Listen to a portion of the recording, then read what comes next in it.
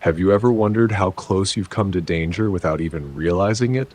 At Shivering Vault, we take you there, one story at a time. But before you drift off, consider liking this video, commenting where you're watching from and at what time, and subscribing to keep these chilling stories coming. Now, let's dive into these unsettling tales.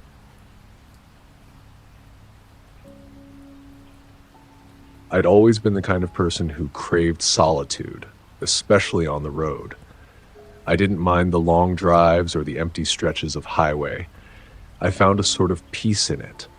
The monotony of the road gave me a chance to think, to clear my head. I'd been planning this cross-country road trip for months, mapping out the route, finding quiet campsites, and off-the-beaten-path places to visit.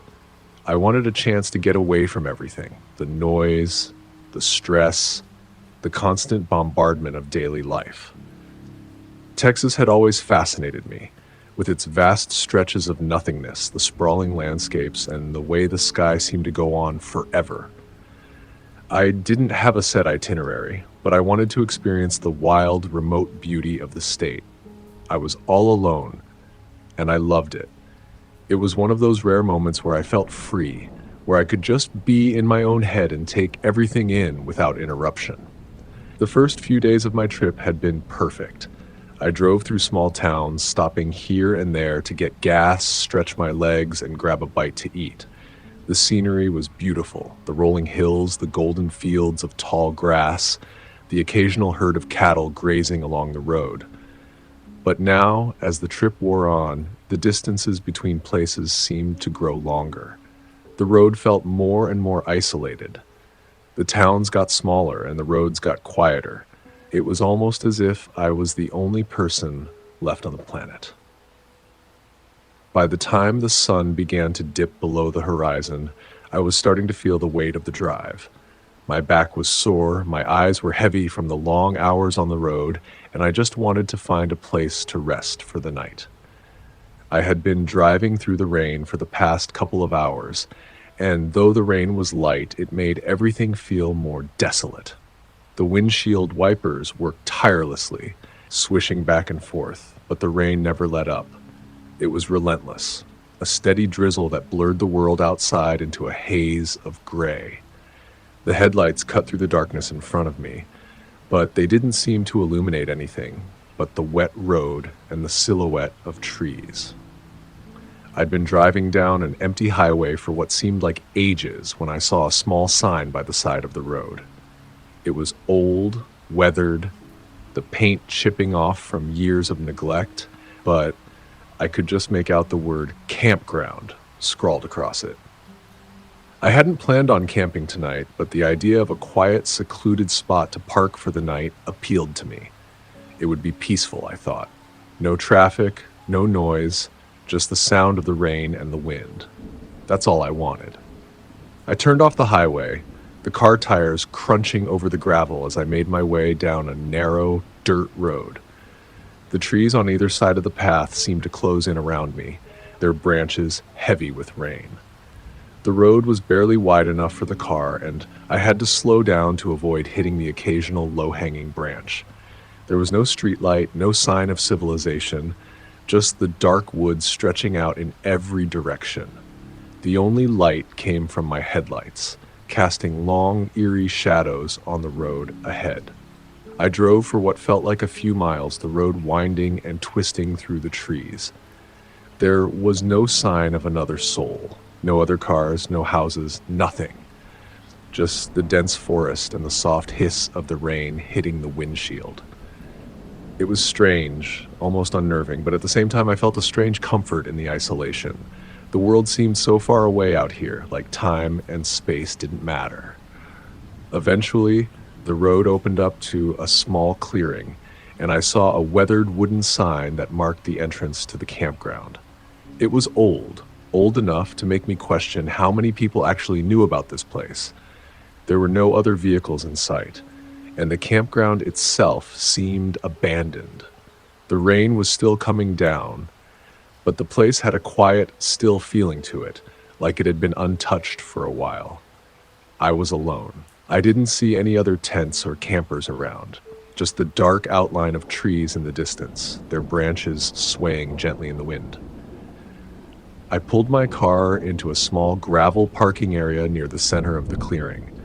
The ground was soft and muddy, but it didn't matter. I was tired, and I just needed to rest.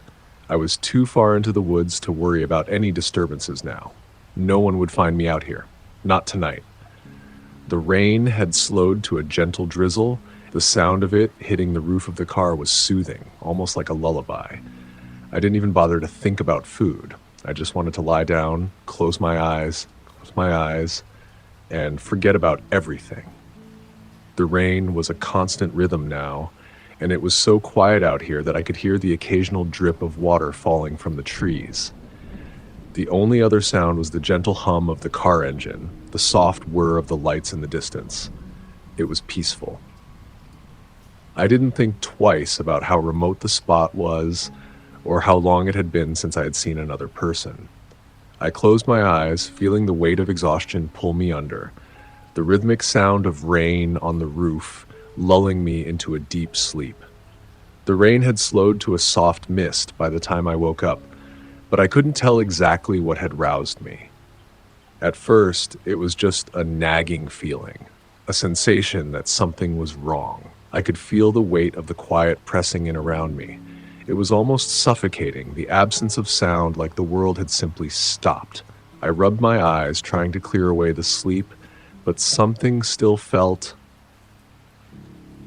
off. I glanced at the dashboard clock. It was still dark outside, but I wasn't sure what time it was. Maybe only a few hours had passed since I fell asleep, or maybe it had been longer. The rain continued to fall in a steady, rhythmic beat, but it was quieter now, as though the storm had given up and just resigned itself to a gentle drizzle. The temperature had dropped too.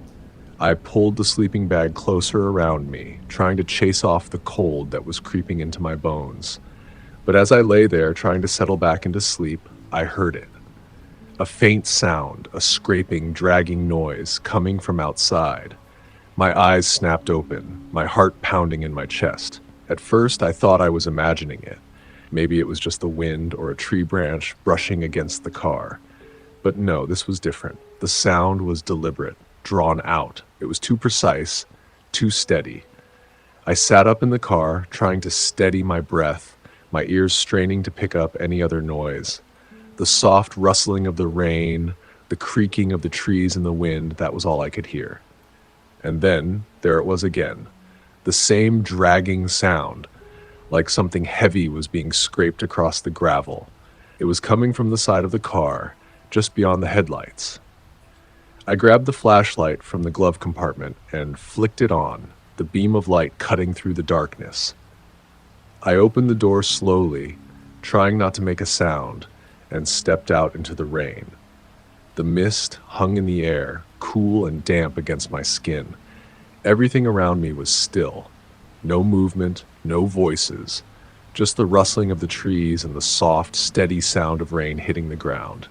I stepped toward the rear of the car, shining the flashlight on the ground. My breath caught in my throat when I saw the first sign. Small, dark slashes running across the tires, jagged and deep. I bent down closer, the light illuminating the damage. The rubber had been cut open. No, more like slashed with something sharp. It was so deliberate. I checked others' tires. The cuts were even, spaced out just enough to make sure all 4 tires were destroyed. A cold wave of panic washed over me. My first instinct was to check if anyone was still nearby. Had someone been out here? Who could be out here in the middle of nowhere, in the rain, at this hour? I looked around, my pulse racing. The forest stood silent. There were no other cars, no lights in the distance, no signs of movement. I was utterly alone in the woods. I took a deep breath, trying to calm myself down. Who would just happen to be out here, deep in the woods, far from civilization? And why slash the tires? If it were a prank, it didn't feel like one. I moved back toward the car and tried calling for help. My phone's screen flashed an error. No service. Of course. I felt a knot tighten in my stomach. I'd been planning on spending a couple of days out here in peace, but now it felt like the woods were closing in on me. I had no way to contact anyone, no one to help me, and no idea how far I was from the nearest town. The nearest town? I didn't even know where that was. I walked around the car, shining the flashlight into the woods, trying to shake the feeling that I wasn't alone. Every sound seemed magnified. The soft tapping of rain on leaves, the occasional gust of wind that made the trees creak, but then, there it was again, a faint rustle in the bushes. My head whipped around, but I saw nothing, just the empty darkness between the trees. I forced myself to calm down. I had to get help. There was no choice. With no cell service, my only option was to hike out of here and find a phone. I grabbed my backpack from the back seat, not bothering to pack much, just the essentials. Water, a couple of snacks, a flashlight, and a jacket. The rain was light, but it was cold, and I figured I'd need something warm. I locked the car behind me, trying to ignore the nagging feeling that someone was watching me, following me from the shadows.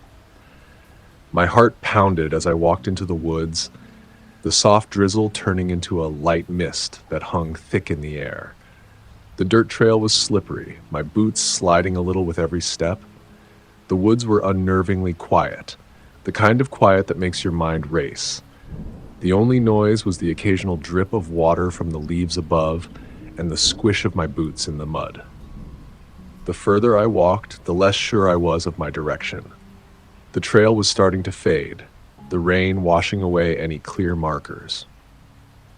I couldn't even tell if I was on the right path anymore. Everything looked the same, just trees, mud, and mist.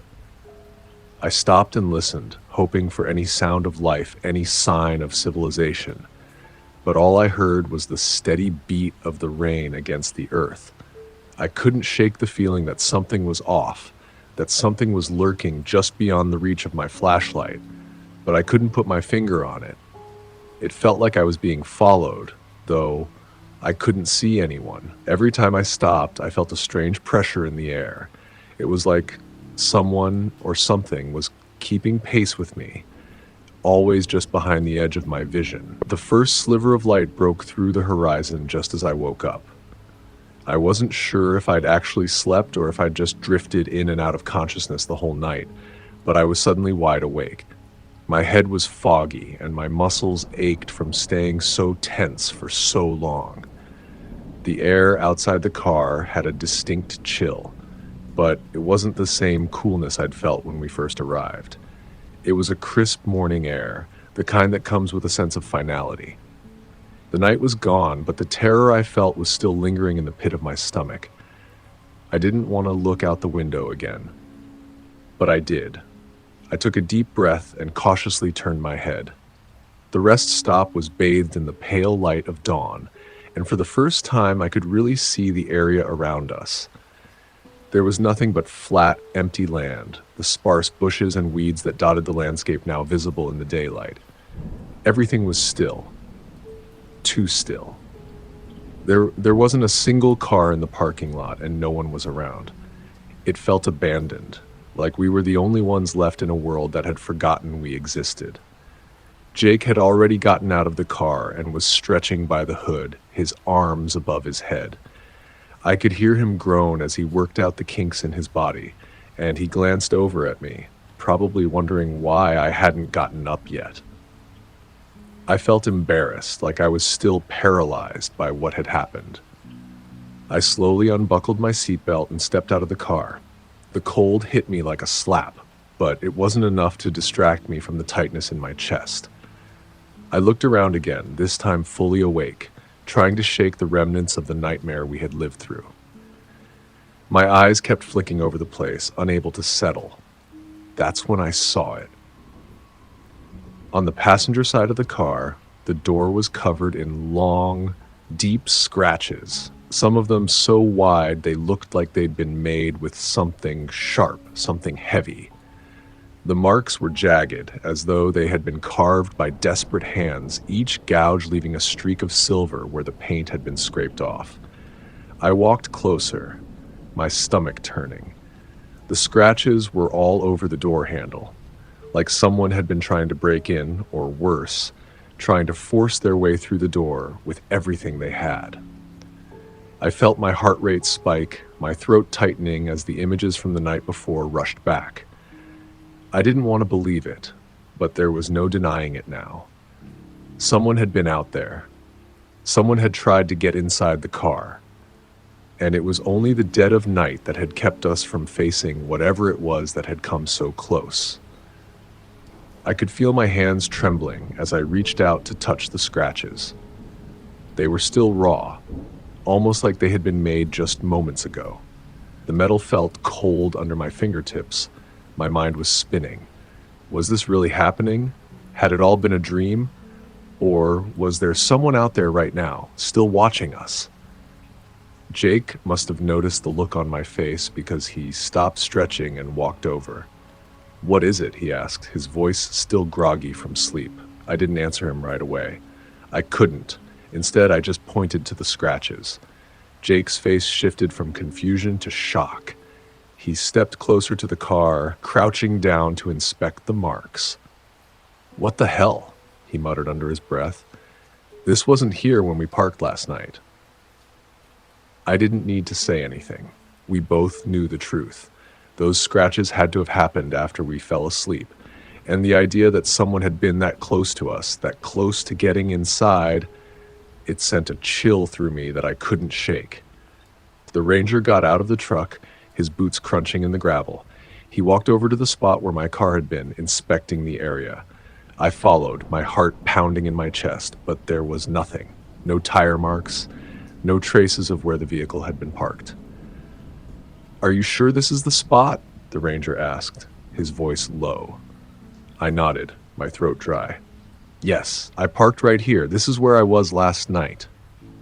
He stood silently for a moment, looking around the clearing, then at the ground, his expression unreadable. "Could have been someone else took it," he muttered, but I could tell he didn't believe it. His voice lacked conviction, as if he too felt the strange unease hanging in the air. I felt the hairs on the back of my neck stand up. Whoever had slashed my tires hadn't just wanted to leave me stranded. They had been waiting for me to leave, for me to venture off into the woods. And the moment I did, they took the car. It wasn't just an act of vandalism. It felt intentional, like a trap. A chill ran through me as I glanced around the clearing, the dark trees looming over us, their branches swaying in the wind. The whole area felt suffocating, as though the woods were closing in on me. I couldn't shake the feeling that someone, something, was still out there, watching. The hairs on my arms prickled as the thought crossed my mind. But there was no one. No sign of life. Just the soft hiss of the wind, the quiet drip of water falling from the trees. The ranger glanced at me, then back at the empty clearing. "There's nothing here," he said finally, his voice tight. "The rain washed away any traces. I don't know what to tell you." The police were called, but when they arrived and started their investigation, there was nothing. No tire tracks, no evidence that anyone had even been there. The rain had washed everything away, leaving no trace behind. The case was closed a week later. No car, no suspects, nothing. The sheriff said it was probably stolen, but nothing about the situation felt like a regular theft. It was too methodical, too deliberate. I never got my car back. I never got any answers. The whole experience felt like a nightmare that I couldn't wake up from. I was rattled, haunted by the idea that someone or something had been out there in the woods, waiting for me to make a mistake. The feeling of being watched never left me, and even when I tried to shake it, I could still feel that pressure, that invisible presence. I didn't want to be out there anymore. I never wanted to feel that way again. I never went back to that campground. And I've never road tripped alone again.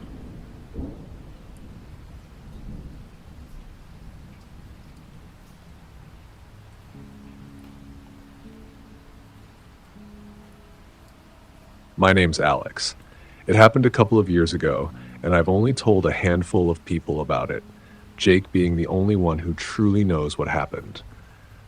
We were just two ordinary guys, bored with the daily grind of work, living in Texas, and itching to do something spontaneous. We'd both been talking about it for months, and one day we just decided to go for it. We didn't care about destinations. It was the kind of trip you take because you want the freedom to just drive and see where the road takes you. Jake had this old Subaru Outback, probably older than us, but it ran like a tank. He always took care of it. Oil changes, regular checks, all that good stuff. That was our ride for the trip. We packed our bags, loaded up on snacks and water, and hit the road. It felt good. You know, the wind. The wind blowing through the windows, the endless Texas sky stretching out before us. The freedom was intoxicating. We didn't have a plan beyond driving, and that was the beauty of it. We could go anywhere at any time. The first few days went by smoothly. We explored small towns, stopped for greasy diner food, and had a lot of deep conversations. Everything felt alive. We were getting to know the state in a way we hadn't before, taking in the flat plains, the occasional dust storms that would whip through the landscape, the long stretches of nothingness between towns. I never realized how quiet Texas could be when you're miles away from civilization. On the evening of the second day, we were cruising down a desolate stretch of highway, a road that seemed to go on forever. The blacktop cracked in places, and the horizon nothing but an endless expanse of empty land. It was one of those highways where the only sounds were the tires humming against the asphalt and the occasional rustle of wind in the brush. As the sun began to set, the temperature dropped and the sky changed from fiery orange to deep purple. By the time dusk hit, I was exhausted. We'd been driving for hours, and I was starting to feel the weight of it. I looked over at Jake, who seemed just as tired. I suggested we stop for the night, and Jake agreed without hesitation. "I think there's a rest stop just up ahead," he said, pointing to a small sign in the distance. "Let's call it a night there." I didn't think twice about it.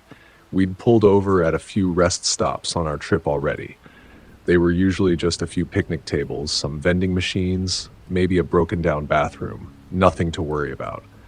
But this stop, I don't know. There was something different about it. We pulled into the rest stop's small parking lot, which was dimly lit by a single flickering street lamp. The entire place felt so isolated, empty, like it had been abandoned for years, even though I could tell it wasn't. There was just something about the way the light from the lamp hit the cracked asphalt, the way the shadows crept into every corner of the lot, that made me feel uneasy. But I didn't want to admit it. I just shrugged it off. The rest stop was smaller than the others we'd passed. A faded sign stood at the entrance, almost illegible from years of neglect, and a couple of picnic tables were scattered around. There was a small, run-down bathroom building off to the side, the kind you usually avoid when you're out on the road. To the left, the landscape stretched out, just flat land and a few scraggly bushes. In every direction there was nothing. No houses, no other vehicles, nothing but emptiness. I locked the doors after we pulled in, and we reclined our seats, ready to sleep. The air felt different here, heavier, like it was pressing in from all sides. I didn't want to dwell on it, so I focused on the fact that I was finally going to sleep, my body aching from hours in the car. Jake was already half asleep, his eyes closed, breathing steady. I rolled the window down just a bit, letting the cool air slip inside. The faint hum of crickets echoed from somewhere in the distance, their song filling the silence that had fallen over the place. And I remember thinking to myself that this was peaceful. The kind of peace you only find when you're far away from the noise of the world. The only thing I could hear, other than the crickets, was the soft rustling of wind against the car, and maybe a distant owl hooting in the trees. It was the kind of silence that swallows you up, makes you feel small, like you're the only thing that matters in that space, like the night is holding you, keeping you safe. At least, that's what I thought at the time. But even as I settled into the quiet, my mind kept nagging at me. Something about the stillness of the place seemed wrong. It wasn't the usual dead silence you get when you're out in the country. This was something else. It was like the silence was too thick, too dense. But I forced myself to ignore the feeling and closed my eyes, hoping sleep would come quickly. And eventually, it did. My body relaxed, my mind drifted, and I was out. But looking back now, I realized that the stillness never really went away. That night, the peace was an illusion. I don't know how long I slept, but it wasn't long enough. I woke up with a start, my eyes snapping open to darkness. My body tensed instinctively, and for a split second, I didn't know where I was. The air in the car felt different now, heavier, cooler.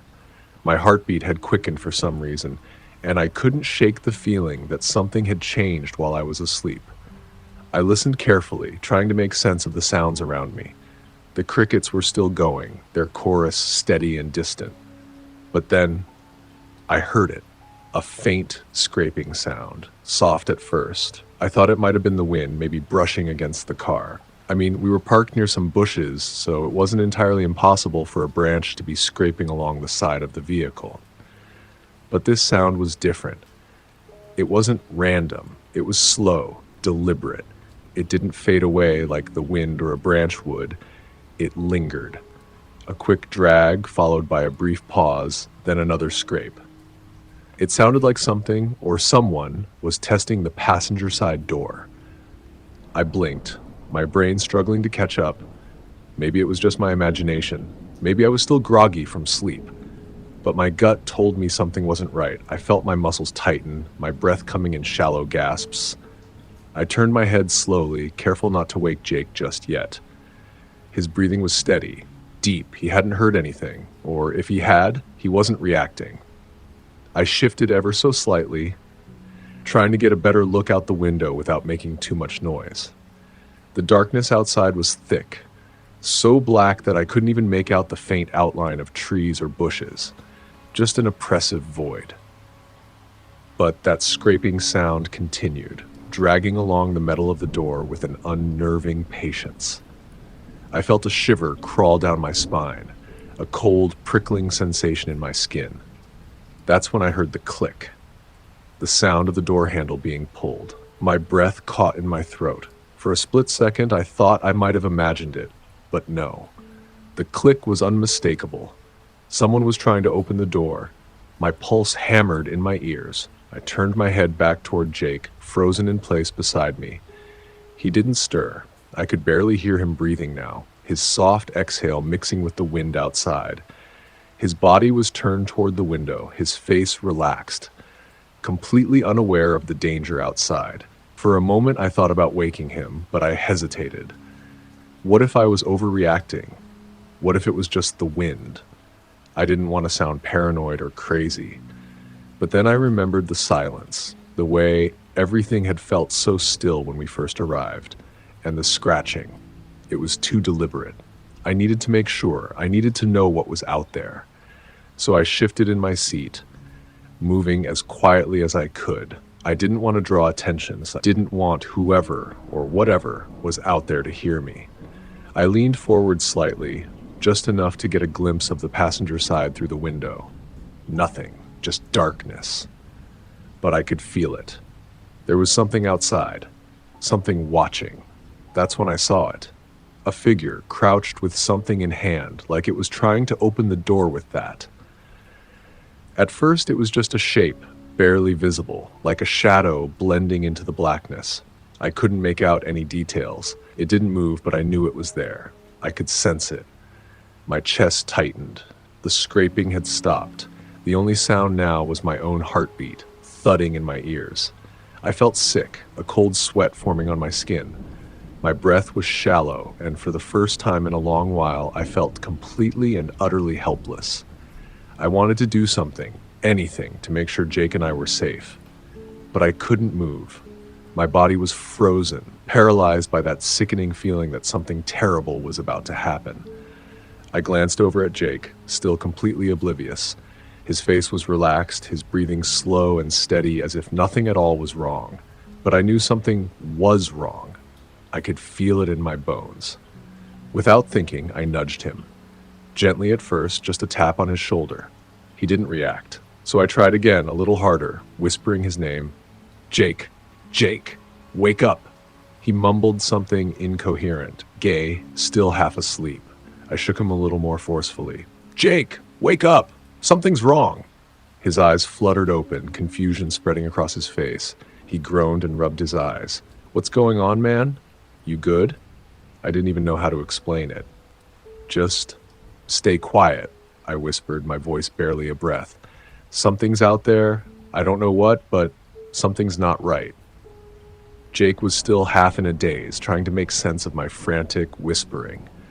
But before he could fully register what was happening, the figure outside did something that made my blood run cold.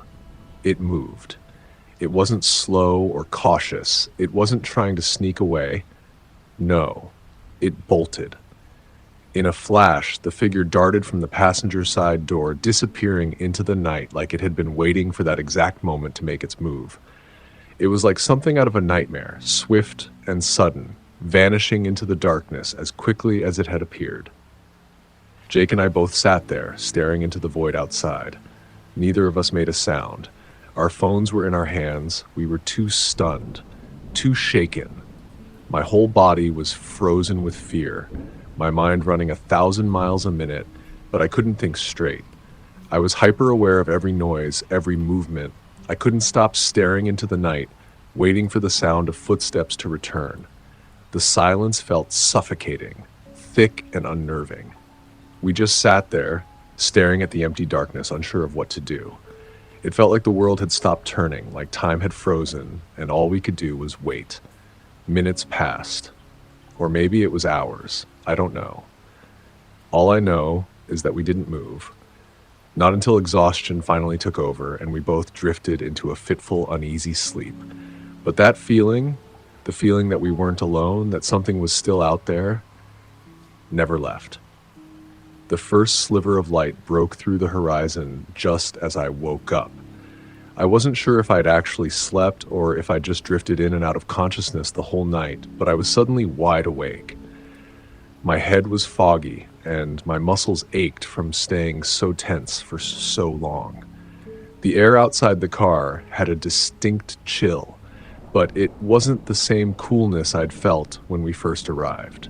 It was a crisp morning air, the kind that comes with a sense of finality. The night was gone, but the terror I felt was still lingering in the pit of my stomach. I didn't want to look out the window again, but I did. I took a deep breath and cautiously turned my head.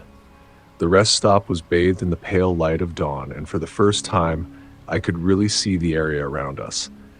There was nothing but flat, empty land, the sparse bushes and weeds that dotted the landscape now visible in the daylight. Everything was still. Too still. There wasn't a single car in the parking lot, and no one was around. It felt abandoned, like we were the only ones left in a world that had forgotten we existed. Jake had already gotten out of the car and was stretching by the hood, his arms above his head. I could hear him groan as he worked out the kinks in his body, and he glanced over at me, probably wondering why I hadn't gotten up yet. I felt embarrassed, like I was still paralyzed by what had happened. I slowly unbuckled my seatbelt and stepped out of the car. The cold hit me like a slap, but it wasn't enough to distract me from the tightness in my chest. I looked around again, this time fully awake, trying to shake the remnants of the nightmare we had lived through. My eyes kept flicking over the place, unable to settle. That's when I saw it. On the passenger side of the car, the door was covered in long, deep scratches, some of them so wide they looked like they'd been made with something sharp, something heavy. The marks were jagged, as though they had been carved by desperate hands, each gouge leaving a streak of silver where the paint had been scraped off. I walked closer, my stomach turning. The scratches were all over the door handle, like someone had been trying to break in, or worse, trying to force their way through the door with everything they had. I felt my heart rate spike, my throat tightening as the images from the night before rushed back. I didn't want to believe it, but there was no denying it now. Someone had been out there. Someone had tried to get inside the car. And it was only the dead of night that had kept us from facing whatever it was that had come so close. I could feel my hands trembling as I reached out to touch the scratches. They were still raw, almost like they had been made just moments ago. The metal felt cold under my fingertips. My mind was spinning. Was this really happening? Had it all been a dream? Or was there someone out there right now, still watching us? Jake must have noticed the look on my face because he stopped stretching and walked over. "What is it?" he asked, his voice still groggy from sleep. I didn't answer him right away. I couldn't. Instead, I just pointed to the scratches. Jake's face shifted from confusion to shock. He stepped closer to the car, crouching down to inspect the marks. "What the hell?" he muttered under his breath. This wasn't here when we parked last night. I didn't need to say anything. We both knew the truth. Those scratches had to have happened after we fell asleep. And the idea that someone had been that close to us, that close to getting inside, it sent a chill through me that I couldn't shake. I took a step back, feeling suddenly small, out of place. "We need to call the police," I said, my voice shaky. We didn't say anything else as we climbed back into the car. The sun was fully up now, but it didn't feel warm. It felt like the world was just waiting for something to happen. I grabbed my phone and dialed the number. When the police finally arrived, it felt like an eternity had passed. We didn't know what to say to them. How could we explain what had happened? That someone had come so close in the dead of night and tried to break into our car. That we had felt their presence, but they bolted. The officers inspected the car and the area around us, their faces grim as they examined the deep scratches on the door. "We'll need to take a statement," one of the officers said, his tone flat. "But I've got to say, I've been out here for a while and I haven't seen anything like this. It's quiet out here. Too quiet. You two got lucky." Lucky? I didn't feel lucky. My stomach was still in knots. I wanted answers, but there weren't any. No explanation for the scratches. No sign of the person or whatever it was that had been out there. The officer mentioned that they'd find some footprints nearby, but they only led to a patch of grass before vanishing, like the person had simply stepped into thin air. It was the weirdest thing. And in my gut, I knew that something wasn't adding up. "We'll have someone look into it," the officer added, but I could tell from his expression that he didn't believe us. What were we supposed to say? We didn't have any evidence. We didn't have any proof. All we had was the fear that still gnawed at our insides. By the time the officers left, we didn't hang around much longer. Without another word, we got in the car and drove off, heading back toward the highway. And to this day, I wonder, what was it that came so close to us that night? Who or what was waiting in the darkness, scratching at the door? I don't think I'll ever know, but I won't be stopping at any rest stops in the middle of nowhere again. Not after that night. Not ever.